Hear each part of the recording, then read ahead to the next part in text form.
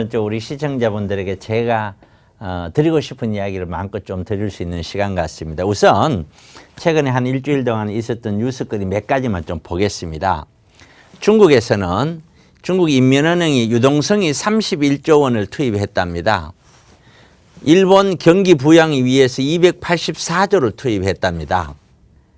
한국 원화가치 하락과 저성장, 저물가 영향으로 1인당 국민소득이 감소됐답니다. 자, 이 구절에서 한번 보시죠.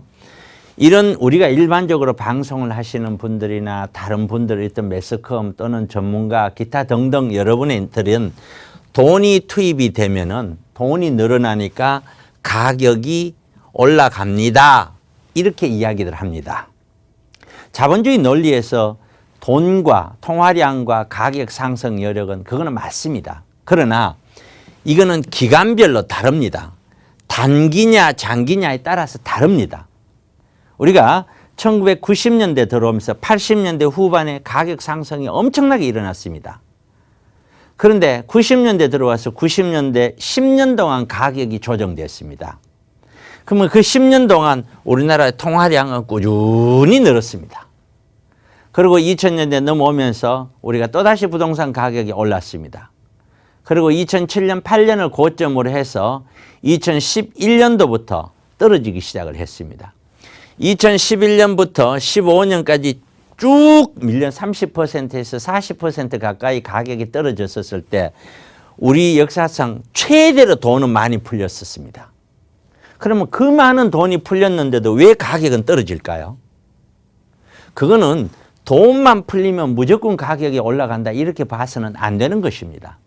때로는 단기적으로 돈이 풀리더라도 돈이 많이 늘어나더라도 그 돈을 투자나 소비를 하지 않고 갖고 가려는 심리적인 요인, 곧 심리가 위축이 되면은 결코 가격은 올라갈 수 없는 것입니다. 돈만 가지고 올라갈 수는 없는 것입니다.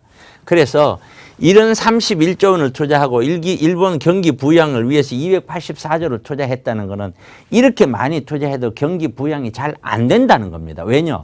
돈을 갖고 있기 때문이죠. 해외에 있는 다른 어떤 국민들도 돈이 풀리면 무조건 다 투자를 하고 소비를 하는 게 아니고 더 가져버립니다.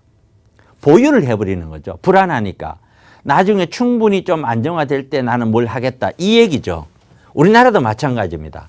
그래서 저성장, 저물가를 해서 계속해서 돈을 풀 수밖에 없는 것입니다. 자, 그 다음 10월 경상수지 흑자폭이 12개월 말 경상수지라는 게 뭐냐면은 수출 빼기 수입을 우리는 경상수지라고 합니다. 수출은 수입에 비해서 엄청나게 많은 기록을 했다는 거죠. 그런데 불황형 흑자를 기록했답니다. 이게 무슨 뜻입니까?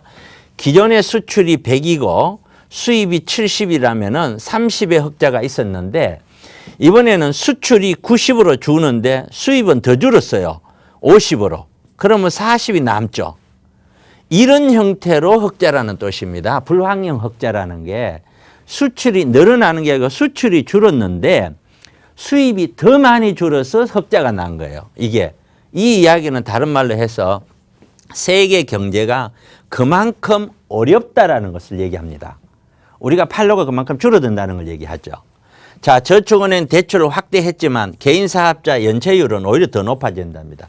이것도 하나의 뇌관이죠. 서울 아파트가 호가 상승폭, 호가입니다. 호가. 상승폭 증가하고 강남은 경매 낙찰율 100%. 이런 뉴스 때문에 사람들이 불안한 거죠. 그러나 우리는 이런 매수를 할 때는 반드시 매도는 언제 할 것인가, 어느 정도 갈 수 있을 것인가에 대한 예측을 하고 가야 됩니다. 종부세 50% 오른 지역 급증했지만 다주택 매물은 그대로 잠깁니다. 결국에는 다주택자와 정부의 싸움이 되겠죠. 적어도 이 정부에서는 풀지는 않을 겁니다. 흐름 자체가 그렇게 가고 있고요.